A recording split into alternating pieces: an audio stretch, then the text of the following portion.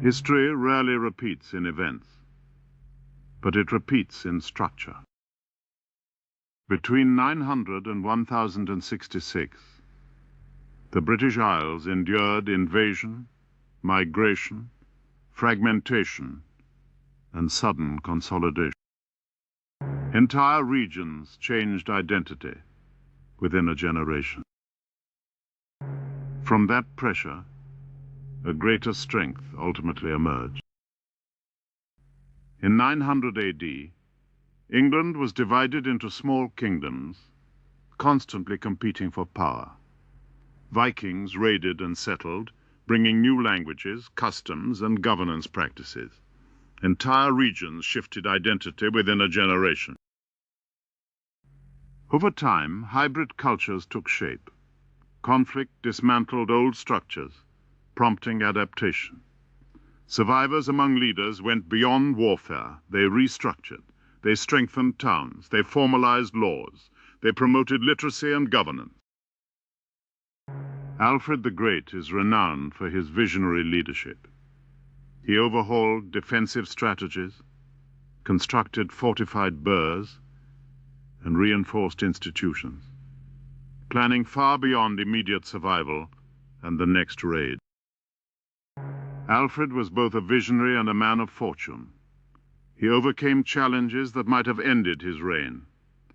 At times, his enemies were fractured, and key events unfolded in his favor. Both timing and circumstance proved essential.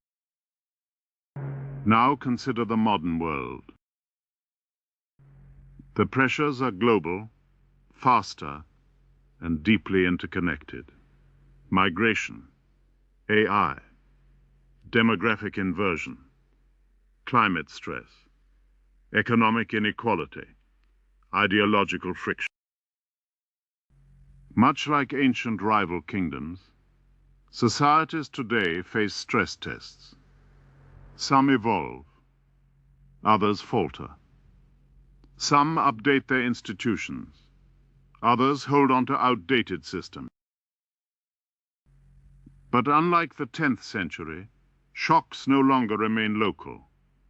Financial tremors ripple worldwide. Cyber conflict crosses borders instantly. Supply chains stretch across continents. Cultural disputes spread in seconds. We do not see longships sailing toward the horizon. Along one trajectory, adaptation starts to take root.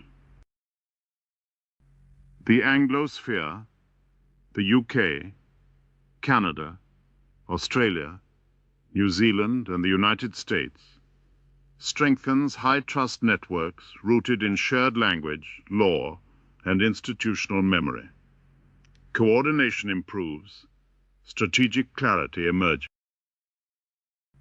Conflict does not disappear, but it is contained, managed, redirected into reform rather than rupture. And perhaps, navigating this, we may need a modern Uhtred of Bebbanburg, not literally, but symbolically. A figure able to move between worlds, grounded in heritage, yet capable of operating within transformation. Beneath the legend of Uhtred and the truth of Alfred lies something more delicate than the narratives convey. By 2050 to 2075, in this positive trajectory, alliances deepen, trade networks adapt, climate resilience improves, AI systems are governed rather than destabilizing, cultural hybridization takes root without dissolving identity. It is neither seamless nor free of discord, but it works. Like post-Viking England, society emerges changed yet coherent, stronger because it endured pressure rather than fragmenting beneath it.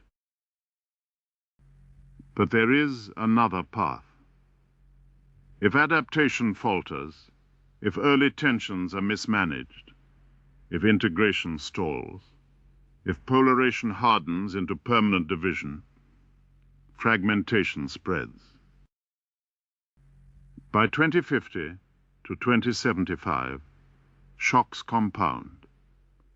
Climate disruption intensifies migration pressures. Economic instability erodes trust. Automation displaces faster than reform can absorb. Cyber conflict becomes ambient, constant, background, corrosive. Blocs attempt coordination, but domestic fracture undermines external strength. High-trust networks struggle to solidify. Technology amplifies division instead of cohesion. In Alfred's time, crises were followed by consolidation, but now instability proliferates across numerous systems simultaneously. By 2075 to 2100, this negative path produces prolonged strain. Political systems strain under competing demands. Economic inequality deepens into structural separation. Migration flows continue under environmental and demographic stress. Technology is present, though distributed unevenly, creating division instead of serving as common infrastructure. Cultural and institutional erosion is gradual, almost imperceptible at first. Norms weaken, trust thins. Governance becomes reactive rather than strategic. In this version of history, vision and fortune do not align. Yet consolidation never fully materializes. History shows that structural pressure always drives transformation. The same forces can produce unity and resilience, or fragmentation and extended instability. The difference is rarely the pressure itself. It is whether leadership has foresight, whether institutions are adaptable, whether reform takes root before the window closes. Alfred possessed both vision and luck.